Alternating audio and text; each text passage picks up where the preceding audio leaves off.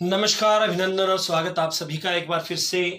आज का हमारा जो टॉपिक है, बट बिफोर दैट मैं आपको ये बताना चाहूँगा कि जो ये वीडियोस अब आपको कंटिन्यू भेजी जाएंगी, इनमें जो अब हम डिस्कस कर रहे हैं 10th फॉर्म के बारे में।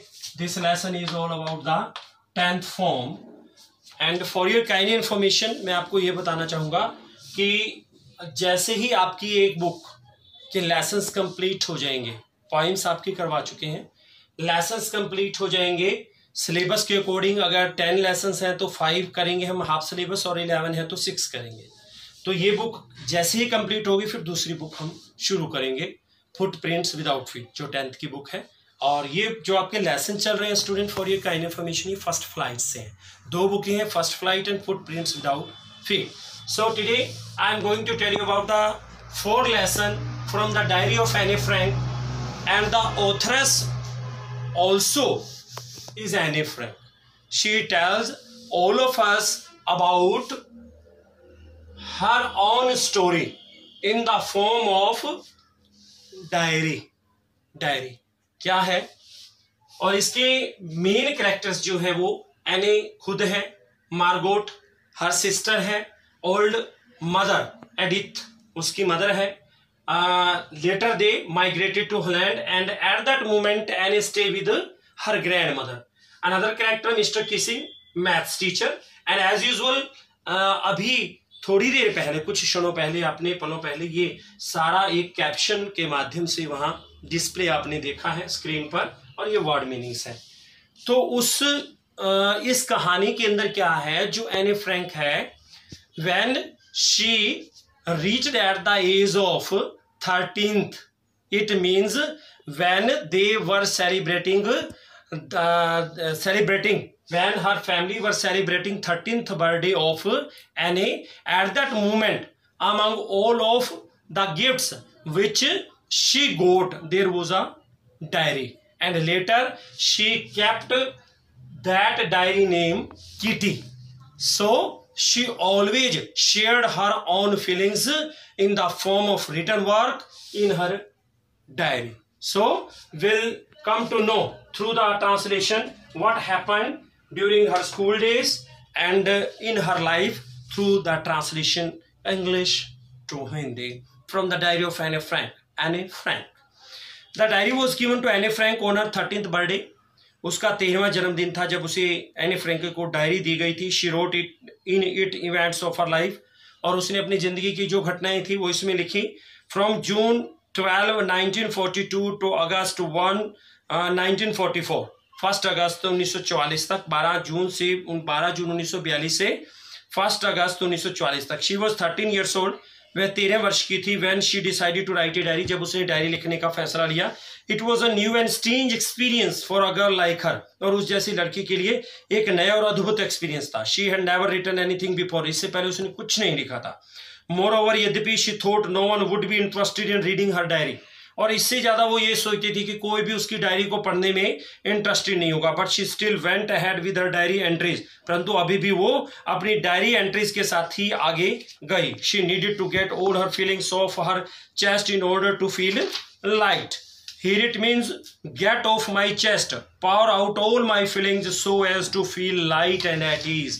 मतलब वो सारी अपनी फीलिंग्स उसमें लिखती थी ताकि उसे थोड़ी सी राहत महसूस हो। Moreover, she thought no one would be interested in reading her diary, but she still went. She needed to get all her feelings off her chest in order to feel light. हल्का महसूस करने के लिए अपनी सारी भावनाएं व्यक्त करती थी। One day she was alone at home. एक बार वो घर पर अकेली थी, feeling a little depressed. थोड़ा सा तनाव महसूस कर रही थी। शी वॉज फीलिंग बोर्ड, वो परेशानी महसूस कर रही थी। शी कुड नॉट डिसाइड, वह ये फैसला नहीं कर पाई वेदर टू गो आउट और स्टे इन, क्या वो बाहर जाए या फिर अंदर रुके। So she finally made up her mind होता है मन में ठान लेना।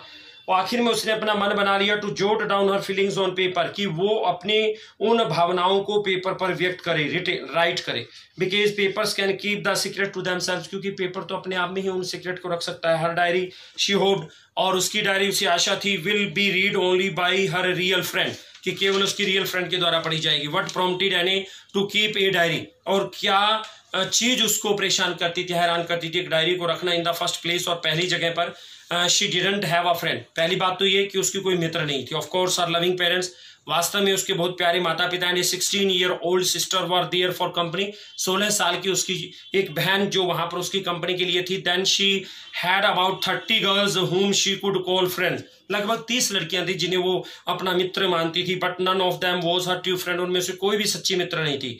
When she was with her companions, जब वह अपनी सखियों के साथ थी, she talked only about ordinary everyday things, और वो हमेशा हर रोज की तरह सामान्य बातें करती थी। She couldn't get closer to anybody, और किसी के साथ ज्यादा घुलती मिलती नहीं थी। दैट वाज द प्रॉब्लम, यही समस्या थी। She couldn't confide in them, और वह उन पर विश्वास भी नहीं करती थी। Can't couldn't tell personal things, उन्हें अपनी कोई व्यक्तिगत चीजें नहीं बता पाती थी।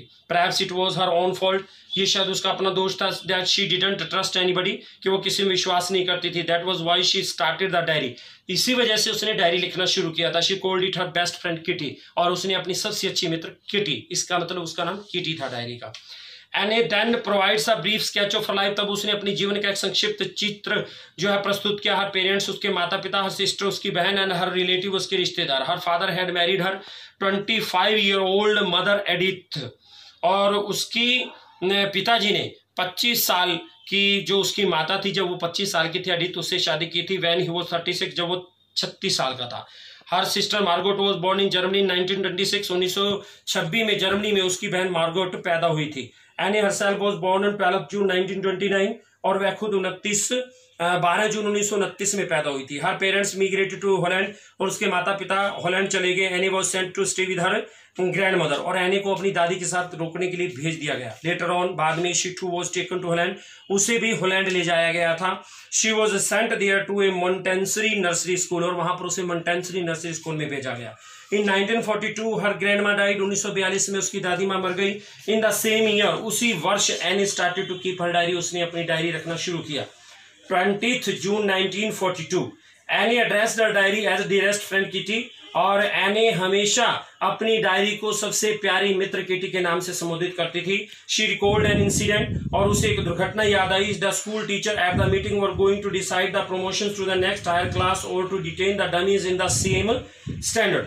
The school teacher says the meeting, और मीटिंग पर सभी अध्यापकों ने जो है फैसला करने जा रहे थे। The promotion to the next higher class, अब बच्चों को आगे ऊंची कक्षा में प्रमोट करने के लिए। और to detain the dummies in the same standard, और जो डल माइंडेड थे, जो डमीज थे, उनको उसी क्लास में रखने के लिए। He warned her several time,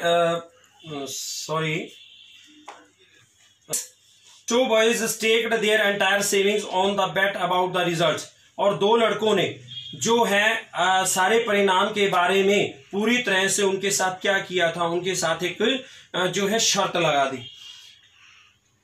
fact 25% of the students in the class deserve to be kept back, क्या, और उनकी शर्त क्या थी कि 25% विद्यार्थी ऐसे हैं जो वापिस उसी क्लास में रहने की जो है डिजर्व करते थे। But it was impossible to know, ये जानना असंभव था। And foretell about the moods of the teacher, टीचरों के मूड स्वभाव के बारे में पहले से बताना। फोरटेल हियर इट मीन्स पहले से बताना। They went by there hymns while preparing the final results, they went by there hymns, और उनके मन में जो एक वहम था, जो एक शंका थी, व्हाइल प्रिपेयरिंग द, जब वो आखिरी रिजल्ट तैयार कर रहे थे। And he was a little week in maths, and maths में थोड़ा कमजोर थी। She had good equation with all her teachers, लेकिन वो सभी टीचर्स के साथ एक जैसी थी, अच्छी थी। 9 in all, सभी 9। Her only headache was mister Keesing who objected to her habit of talking too much, केवल उसका एक हेडेक था, वो मिस्टर किसिंग जो उसका टीचर था, और उसको उसके ज्यादा बातों से बहुत प्रॉब्लम थी। He warned her several time, उसने उसे कई बार चेतावनी दी। देन एज अ पनिशमेंट, और तब एक सजा के रूप में he assigned her extra homework, assigned means allotted, उसने उसे एक्स्ट्रा होमवर्क अलॉट किया। It was to write an essay on chatter box, और चैटर बॉक्स पर एक निबंध लिखना था। शी रोट, उसने लिखा, that talking was a common trait, trait means गुण, एक सामान्य गुण होता है सभी विद्यार्थियों का बातें करना। शी एडेड, उसने आगे कहा, that she herself had inherited that trait from her mother, inherited होता है ग्रहण करना, कि उसने ये अपनी माता से धरोहर में गुण लिया है। नेवरथलेस, त्यों ही, she would try her best to control it, वो फिर भी अपनी इस व्यवहार पर ज्यादा कंट्रोल करने की कोशिश करती। Mister Keesing had a good laugh at her arguments, mister Keesing को उसकी आर्ग्यूमेंट पर अच्छी हंसी आती थी। But Anne talked again in the next period, Anne फिर अगले पीरियड में बातें करने की, so the old fashion Keesing, और इसलिए पुराने रीति रिवाज को मानते हुए mister Keesing asked her to write another essay, और उसने उसे दोबारा ऐसे लिखने के लिए कहा, an incorrigible chatterbox. Keesing read it but kept mum for 2 lessons, और उसे कहना जारी रखा, इसे पढ़ा। He punished Anne again for talking in the, फिर उसने उसे बातें करने के लिए सजा दी। This time the topic was quack quack quack, और इस बार जो ये टॉपिक था वो था quack quack, said Mistress Chatterbox, और मिस्ट्रेस चैटरबॉक्स को कहा।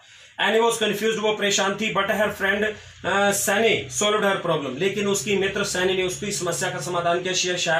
She helped any two right the ऐसे इन वर्स, और उसने एने को वो जो निबंध था वो एक कविता, एक लय या संगीतबद्ध करने के लिए कहा। द थर्ड ऐसे पोइम, और तीसरा ऐसे कविता, narrated the story of a mother duck, father swan और 3 बेबी डकलिंग्स की कहानी के बारे में था।